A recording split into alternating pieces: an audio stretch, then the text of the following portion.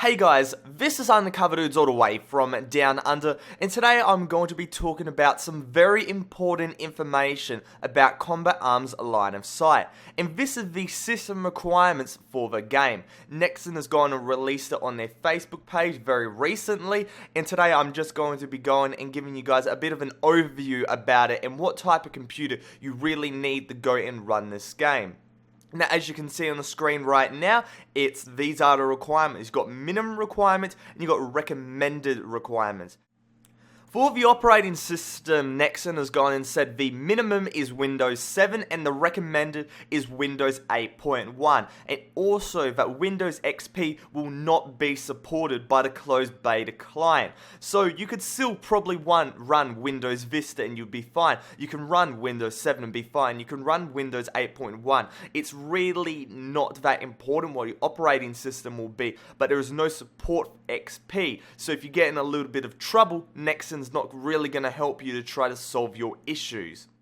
Now for the CPU, Nexon has gone and said the minimum is a Intel Core i3 530 and the recommended is an Intel i5 2500. Now the recommended CPU is a very mid-range one. It's not like super tier gaming grade, so you don't need a really good computer in order to go and run this. Saying that the minimum's even lower, basically any decent laptop or really any type of gaming tower, any tower in general, will have a CPU equivalent or even better to that of the Intel Core i3 530, so you're definitely gonna be okay in that area unless you have a really old PC. Now, for the RAM, the minimum is 4 gig, the recommended is 8 gig. Now, I think 8 gig, just saying from the games I've played and looking at what Combat Arms is, maybe a little bit overkill. You could probably run this game on 4 gigabytes and have another computer on 8 gigabytes and everything else would be the same, and you'd probably have no real difference in the quality and the performance of those two systems. Just saying that if you have 4 gigabytes and you think, oh man, I have to go and upgrade in order to play line of sight, I really doubt it. I think you could be absolutely fine. A game that runs 8 gigabytes of, random access memory is very, very hoary. I have not seen a single game that has used that much memory, so saying that, I think you'll be okay with 4 gigabytes. The hard drive space is pretty obvious. You need 2 gigabytes for the client. Now, personally, I'll go and chuck this on an SSD if you have one, not just on your normal hard drive, but that's just a personal recommendation since SSDs run games a lot faster. Your FPS won't be higher, but your loading times will be a lot faster, and that's really, really good to get into combat just a little bit earlier. Now for the graphics card, and that is one of the most important components of any gaming setup and basically makes or breaks if you can go and run a game.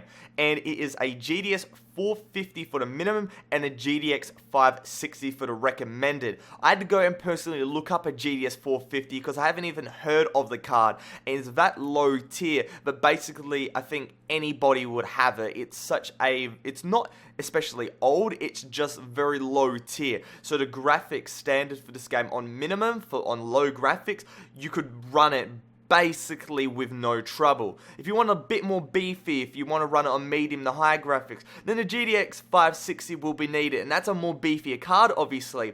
But still, that's nothing in comparison to the graphics cards that most people have nowadays. I have a GTX 660 Ti in my system, and that blows out the 560, and my system's 2 years old. So saying that, if you have something that's made in the past 2 or 3 years, 4 years maybe, then you'll be absolutely fine. And most laptops will have graphics cards even better than this as well. Even though they're the mobile variants, they would still be equivalent, even better to what Nexon's going to recommend. So TLDR, I think if you have any decent laptop or something that isn't, just a netbook and that runs on Intel Atom processor, I think you'll be absolutely fine to go and run this game. You can tone down the graphics, you can tone down the resolution. So I think the graphics are going to look really nice, but if you want to drop them back to make sure you have higher frames per second, then they will really accommodate for that as well. So hopefully you guys enjoyed my little breakdown of the system requirements. If you did, make sure to go and give it a like rating. But other than that, it's Undercover Dudes all the way from Down Under.